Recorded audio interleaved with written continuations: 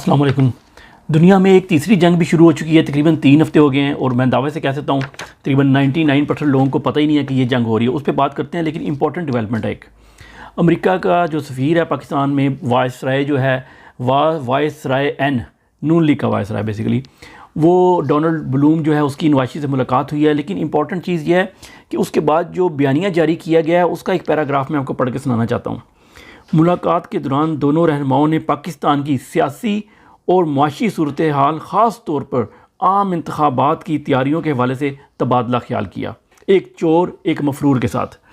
उन्होंने एतमाद का इज़हार किया कि आज मुल्क को दरपेश लातदाद मसाइल और बहरानों से निकालने में पाकिस्तान के अवाम एक बार फिर मुस्लिम लीग नून को कायदियाना किरदार देकर अपना भरपूर एतमाद करेंगे। ये देखें, इसे कहते हैं साजिश। ये एक और सबूत हासिल है। इन्होंने एक मफरूर चोर जिसको पाकिस्तान की 90% अवाम रिजेक्ट करती है, उसको हमारे सर पे लाने के लिए ये बेताब फिर रहे हैं। ये इसको डीमार्च करना चाहिए सफ़ीर को। और ये क्यों सियासी लोगों से मिल रहा है और उन लोगों से जो भगोड़े और मफरूर हैं, इसके ख़िलाफ़ मेरे ख्याल में PTI को अमेरिका के अंदर इसके ख़िलाफ़ भी मुकदमा करना चाहिए, इनके सफ़ीर के ख़िलाफ़। और कल आपको पता है कि कल बरतानवी जो थी वो सफ़ीर, वो भी मिलने गई थी, वो भी यही बातें करने गई थी। खिचड़ी पका रहे हैं अपनी तरफ से। इंशाअल्लाह इनको ये खिचड़ी जो है ना हम हज़म नहीं होने देंगे। तीसरी जंग शुरू हुई आज से तकरीबन 3 हफ्ते पहले, अक्टूबर के आखिरी वीक के अंदर। म्यांमार यानी पुराना नाम बर्मा जो है, उधर शुरू हुई है। उधर एक उनके जो मुख्तलिफ जो स्टेट्स हैं, उधर जो थे, जो बागी थे या आज़ादी पसंद जो लोग थे, उन्होंने एक ब्रदरली अलायंस बनाया और इकट्ठे जो था ना, आपको याद होगा मिलिट्री जो हुंता है उधर की, उसने वैसे उधर अब मार्शल लगा दिया दोबारा, लेकिन उन्होंने जब पहली दफ़ा मार्शल लगाया था और आंग सू ची का जो उसको गिरफ़्तार करके उसको जेल में डाल दिया था, तो उसके बाद 2 साल से बहुत खामोशी थी। कोई लड़ाई किसी फ्रंट पे नहीं हो रही थी। बेसिकली वो तैयारी कर रहे थे और 3 वीक पहले उन्होंने तमाम ग्रुपों ने, जो मुख्तलिफ स्टेट के लोग मुख्तलिफ तरीक़ों से लड़ते थे, उन्होंने इकट्ठे हमला किया और हमला करके बहुत से कस्बों, देहातों और छोटे शहरों के ऊपर कब्ज़ा कर लिया उन्होंने। एक जेट त्यारा भी मार गिराया गया और इसके अलावा काफ़ी उधर कई दिनों 3 वीक से बहुत घमसान की जंग हो रही है और जो इसका मिलिट्री है वो बैक फुट के ऊपर है।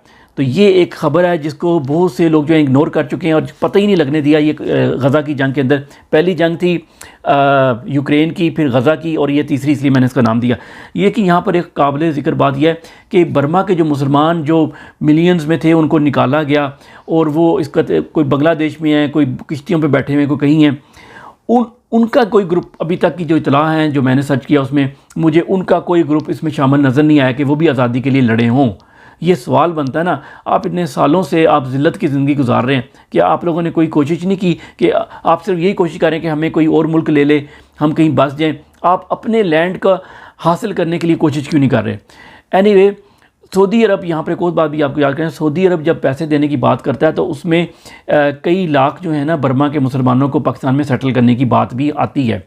वो क्यों आती है, वो होगा कि नहीं होगा वो अलग बात है, लेकिन उसकी बात इसलिए आती है और शायद यही रीज़न हो कि अखवानों को निकाल दिया गया, किसी और को लाना है, क्योंकि उसके पैसे देगा सऊदी अरब। और पैसे क्यों देगा? ये सब सऊदियन ओरिजिन के हैं। ये अरब लोग हैं जो इधर कई 100 साल पहले इधर शिफ्ट हो गए थे, तिजारत के लिए आए थे, इधर ही रह गए थे, बस गए थे, हैं ये बेसिकली अरब ओरिजिन के, सऊदी अरब के। तो ये बेसिकली सऊदी अरब जो है ना, इस पर दबाव भी है इंटरनेशनली कि ये उनके बंदे हैं बेसिकली एथनिकली, तो ये उनको वापस ले। तो वो ख़ुद तो वापस नहीं लेगा, तो वो फिर कहीं पर थोड़े से पैसे दे के यहाँ पर दे देगा। इसके साथ एक और ख़बर भी है कि कुछ दिन पहले किया है इसराइल ने मिस्र को जो है ना, इजिप्ट को पैसों की ऑफ़र की है कि हम तुम्हारे जो कर्ज़े हैं ना वो माफ़ करवा देंगे। ठीक है, ये इतने में बिक जाता होता है मुसलमान ना, हम तुम्हारे कर्ज़े माफ़ करवा देंगे, आप जो है ना ये जितने गज़ा के लोगों को हम निकाल रहे हैं ना, इनमें से आधे आप रख लें। ठीक है, लेकिन सीसी जो है उसने ये रिजेक्ट कर दिया, क्योंकि उसको क्या फ़ायदा, पैसा तो फिर गवर्नमेंट को मिलेगा और वही पैसा उनके ऊपर लग जाएगा। और पहले वो कई दफ़ा कई हज़ारों लोगों को, फ़लस्तीनों को अपने मुल्क में रख चुके हैं। तो ये पहली दफ़ा एक किस्त तो दे देंगे, तो अगले जो 100 साल इन्होंने इधर रहना है, वापस तो जाने नहीं है, ये तो पता है उन्हें। तो इस वजह से जो था ना सीसी, उसने इनकार कर दिया कि नहीं ये वारे का सौदा नहीं है। शायद डिमांड ज़्यादा होगी, अगर डिमांड मैच हो गई तो शायद मुस्तकबिल में कभी इनका एग्रीमेंट हो जाए। अल्लाह का शुक्र है कल हम सब की एक और गलत फहमी भी दूर हो गई। हम समझ रहे थे इमरान खान साहब जेल में कैद हैं। असल कैदी तो ज़हन का कैदी होता है, ज़हन का ग़ुलाम होता है असल कैदी। और वो अगर आज़ाद भी हो, पिंजरा खुला भी हो ना, जो ज़हनी तौर पे ग़ुलाम जो जानवर होता है ना, वो पिंजरा खुला भी हो तो वो उधर से उड़ के परिंदा उड़ेगा नहीं। और कल हमने उसका मुज़ाहरा देखा कि खुला हुआ था रास्ता, लेकिन उसके बावजूद जो था ना ज़हन का ग़ुलाम बंदा, वो बुलेट प्रूफ शीशे के पीछे बैठा हुआ था।